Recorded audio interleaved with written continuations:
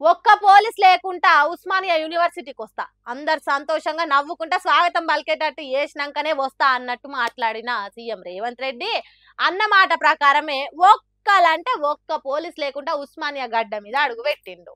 ఏంది నమ్ముతలేరా? అయితే ఈ వీడియో చూడండి.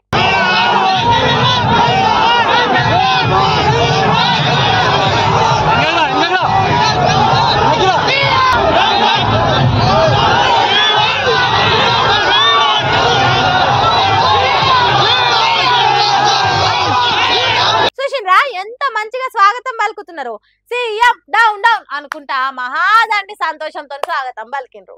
ఇక సీఎం రేవంత్ రెడ్డి చెప్పినట్టు ఉస్మానియా యూనివర్సిటీలో ఒక్క పోలీస్ లేడు, ఎక్కడ కూడా బారికేట్లు లేవు, పోలీసుల ఇనుప బూట్లు సప్పుళ్ళు లేవు, స్వేచ్ఛా వాతావరణంలో విద్యార్థులు నిరుద్యోగులు ఆనందంలో మునిగి తేలుతున్నారు. అరే ఎందుకన్నా ఇంత ఆనందంగా ఉన్నారని విద్యార్థులను నిరుద్యోగులను అడిగితే అధికారంలోకి వచ్చిన మొదటి సంవత్సరంలో 2 లక్షల ఉద్యోగాలు నింపుతా అన్నాడు సీఎం రేవంత్ రెడ్డి. అన్నట్టే నింపిండు.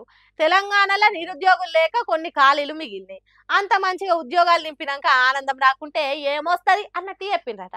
మరి లేకుంటే ఏంది, పోలీస్ అనేటోడు లేకుంటే ఉస్మానియాకు వస్తా అన్న సీఎం అడుగడుగున పోలీసులను పెట్టి ఆర్ట్స్ కాలేజ్ మెట్లెక్కి నేను అబద్ధం ఆడేటోని కాదని చెప్తే యూనివర్సిటీ విద్యార్థులకు కోపం రాకుంటే ఏమొస్తుంది? అప్పుడు ఏం చెప్పిండు, ఇప్పుడు ఏమిచ్చిండు? ఉత్త మాటలు చెప్పి పూటలు గడిపితే మా బతుకులు ఎట్లా తెల్లారేది, మా అయ్య వాళ్ళ కండ్లల్లో ఆనందం ఎప్పుడు నిండేది అన్నట్టు లొల్లి చేసిండ్రట. ఇంత పెద్ద లొల్లి జరుగుతుంటే పోలీస్ బందోబస్తు నడుమ బయటికి వెళ్ళిపోయిండట సీఎం రేవంత్ రెడ్డి.